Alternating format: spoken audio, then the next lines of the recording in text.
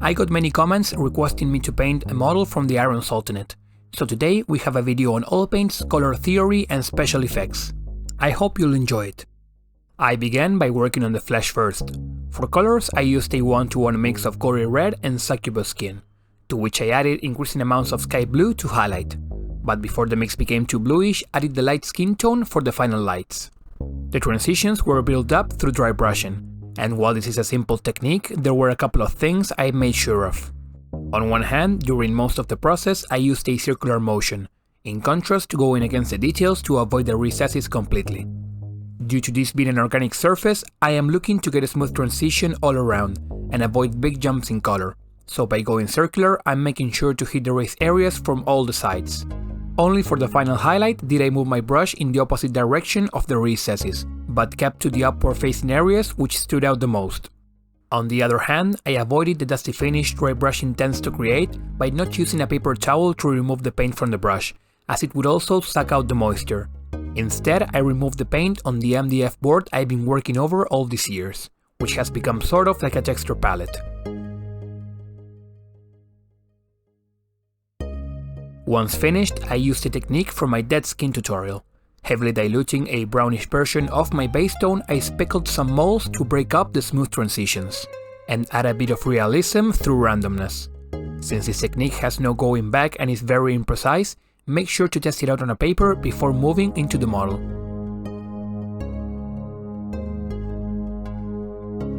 While good, the skin was missing some value due to the white that the sky blue contained, as well as deeper shadows.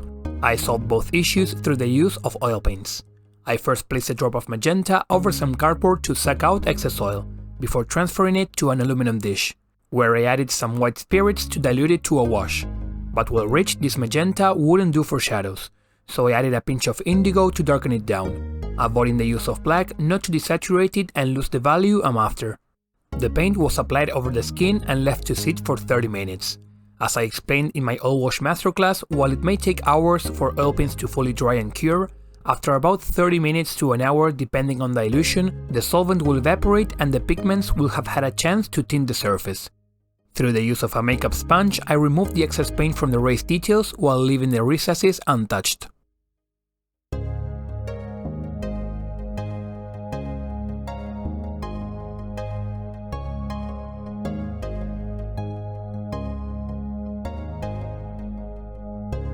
During this process, you might find dark pockets of paint on some of the recesses, but worry not. Due to the long drying time, this can easily be blended with a soft dry brush and create a smooth transition from shadow to skin tone. Just make sure to clean off the paint you'll inevitably pick up on a paper towel in between moving from one pocket of paint to another. Now the skin looks more vivid, but there is still an extra window oils opens up for us that conventional washes don't. While the paint was given time to tint the surface, that doesn't mean it has fully cured. So a further layer of color can be uncovered by rolling a Q-tip damp in white spirits over the raised details, revealing new highlights in whichever areas we want to. FYI, the white spirits I'm using are odorless oil solvents, which you can find at art stores or hobby shops. If you are finding the video interesting thus far, do consider leaving a like, subscribing or sharing it with a friend, and don't stop commenting your suggestions on what I should paint next.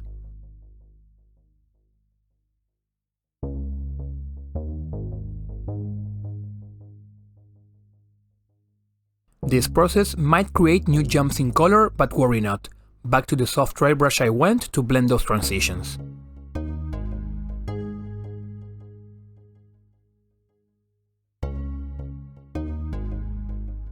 What began with a simple dry brush has become a rich fleshy surface, to which I'm yet to add details. But before that I left the oils to cure overnight. The next day I applied the corresponding base color for each of the other elements, before starting to work on them.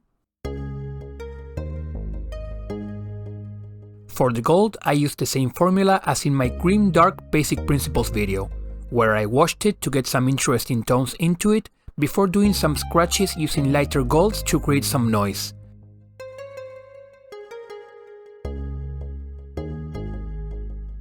I tied it all up together with a second darker wash, The reason behind choosing a green to shade gold is to create contrast against the reddish tones in the skin, but by using a desaturated one, they won't fight for attention between one another, but rather make the skin stand out more.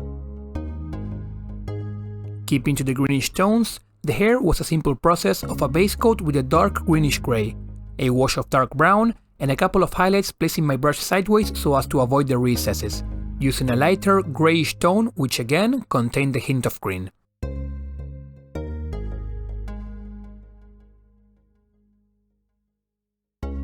I painted veins before in my dead skin tutorial I previously mentioned, and while I followed the same methodology this time through the use of a pair of glazes, I wonder if it would have been better to apply this before the oil wash, to better tie it up with the skin. Guess that'll be something to try out next time.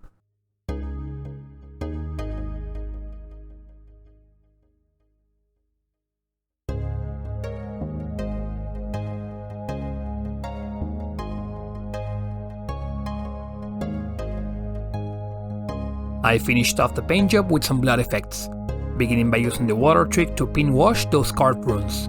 This consists of basically coating the area with water to lower the surface tension, and allow the paint to run from the brush into the recesses by itself. I'll link below some examples of me using this trick, which comes in handy when it comes to pin washing as well as other things.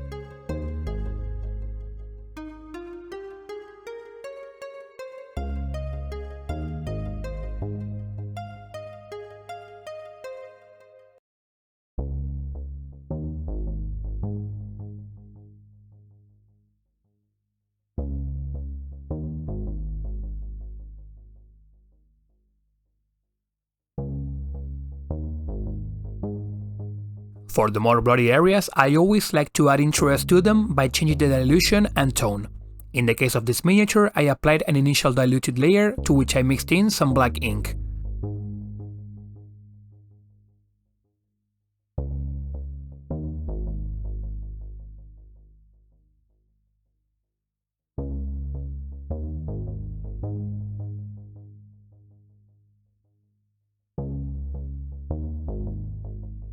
And then the unaltered effects paint within a reduced area.